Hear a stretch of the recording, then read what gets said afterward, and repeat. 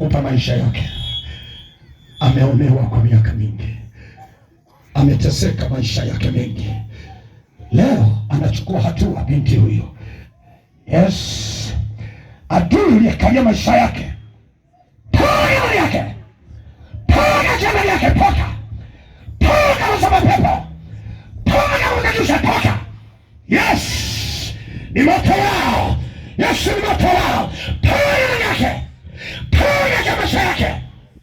Jesus, wewe ni Mwokozi, wewe ni Mwokozi. Funika macho yako, funika macho yako mahali ulipo. Kuna kitu Bwana anafanya kwa ajili yako. Hata kama umefanishwa mambo mabaya, hata kama unatumikishwa, hata kama unalala hauna amani, iko neema ya Bwana kukutoa leo.